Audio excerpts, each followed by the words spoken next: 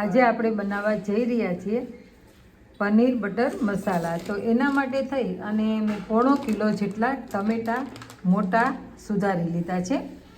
અને ત્યારબાદ ઝીણી ડુંગળી એ મેં 250 ગ્રામથી વધારે થોડીક છે એ, અને ઝીણા ટમેટાં સુધારી લીધા છે.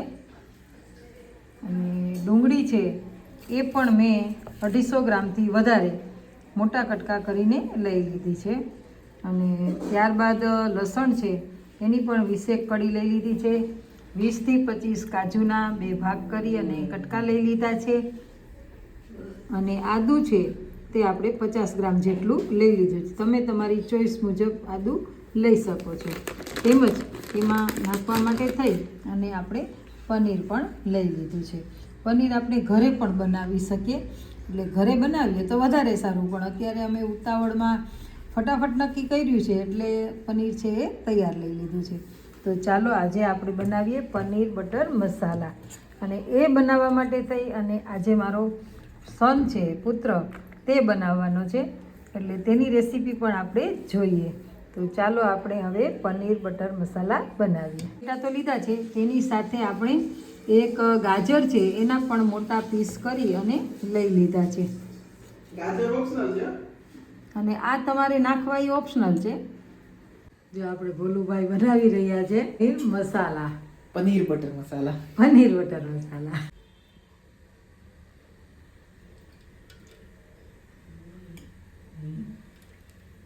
આમાં હવે આપણે સિંગ તેલ છે એ 2-2.5 પાવડા નાખ્યું છે.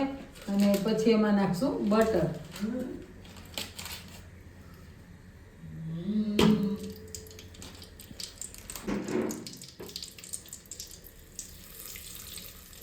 થોડું ગરમ થઈ જાય પછી તેમાં આપણે આગળ પ્રોસેસ કરીશું.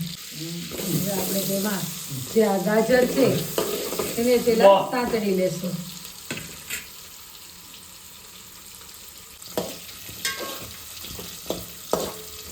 આ ગાજર છે એ તમે ન નાખો ને તો પણ ચાલે.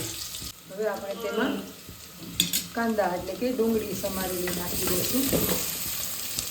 આ ઝીણી છે એ બધી નથી નાખી, આ તો થોડી વધારે હતી એટલે થોડી એમાં નાખી દીધી કાંદા.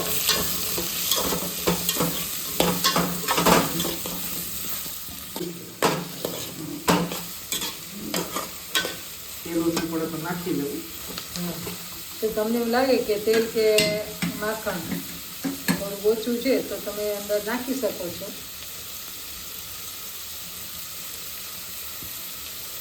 આપણે 1 પાઉચ વધારે તેલ નાખી દીધું.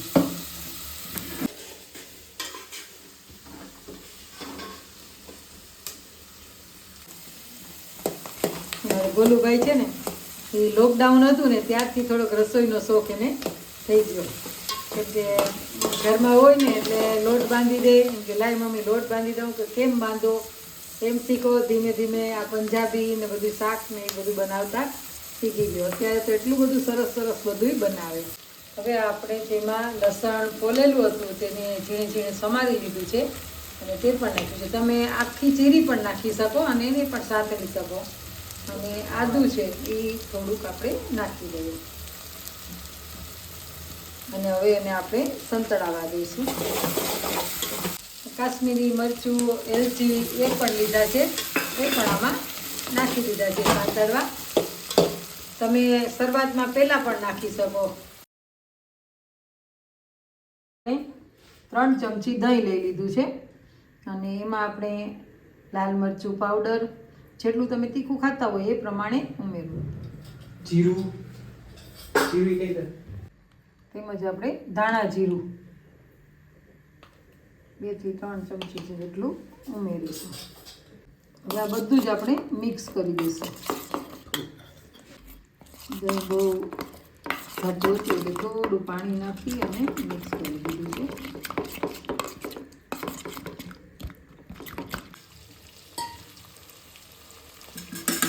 હવે જો ડુંગળી સંતળાઈ ગઈ છે એટલે આપણે આ દહીં છે ને તે એમાં એડ કરી દઈશું. અને એમાંથી તેલ છૂટે ને ત્યાં સુધી આપણે તેને અંદર સાંતળી લઈશું, હલાવી લઈશું.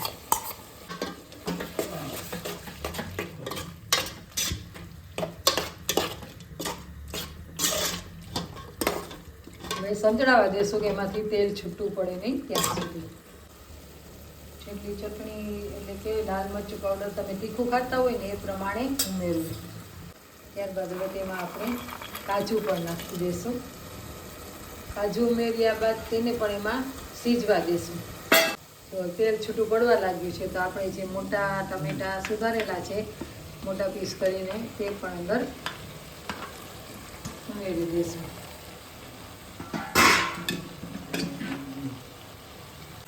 અને બધું જ સારી રીતે મિક્સ કરી લેશું કે જેમાં બધામાં તેલ ચડી જાય એટલું મિક્સ કરી લેવાનું છે, કેમ કે ટમેટા હમણાં નાખ્યા છે એટલે થાય ને. આપણે એની પહેલાં સૌથી પહેલાં શું કર્યું હતું કે જે પનીર છે ને એના પીસ નાના નાના કરી અને નિમકવાળા પાણીમાં પલાળી દીધું છે, એટલે એકદમ સોફ્ટ પનીર છે એ થઈ જાય. હવે જો ટમેટા પણ એકદમ સંતળાઈ ગયા છે. આપણે એકદમ રાડ થઈ જાય એવા નહીં, પણ તેલ ચડી જાય અને સેજ ગરમ થઈ જાય એવા થઈ જાય. એટલે તેમાં આપણે તેમાં પાણી ઉમેરીશું ગ્રેવી બનાવવા માટે થઈને. આખું નથી ભરવાનું, ખાલી ટમેટો ઉપર દેખાય એટલું. ખાલી શાકભાજી છે એ ઢંકાઈ જાય એટલું પાણી. ઢકાય નહીં પણ તો હવે આપણે પાણીનો રસો નાખ્યો તો આવી રીતના બધા જ ચડી ગયા છે. આપણે ગેસ બંધ કરી દીધો છે અને થોડી વાર એને ઠંડુ થવા દેશું, કેમ કે બ્લેન્ડર ચલાવવાનું છે.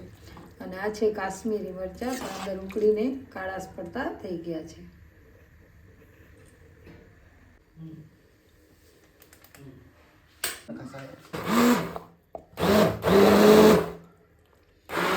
હવે આપણે ગ્રેવી બનાવી લઈએ.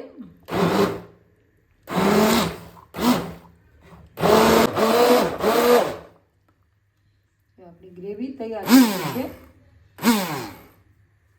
હવે આપણે તેને બટર મસાલા કહેવાય એટલે આમાં આપણે બટર જ વધારે રાખવાનું. તેલ તો હવે જરીક એક ચમચી જેટલું જ નાખવાનું, કેમ કે બટર બળી ન જાય એટલા માટે થઈને એક ચમચી જેટલું તેલ નાખીને પછી બટર મૂકવાનું. આમાં વધારે બટર જ આવશે. થઈ જાય. હવે તેમાં આપણે ઝીણી સમારેલી ડુંગળી એટલે કે કાંદા ઉમેરી દઈશું.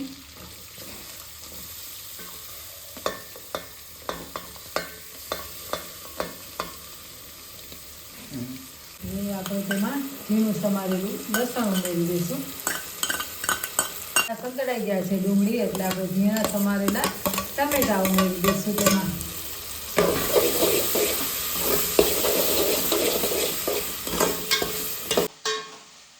થોડુંક લાગે તો બટર કે તેલ નાખવું તમારે.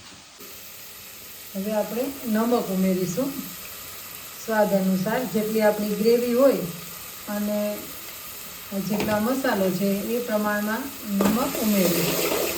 હવે આપણે તેમાં ગ્રેવી ઉમેરી દઈશું.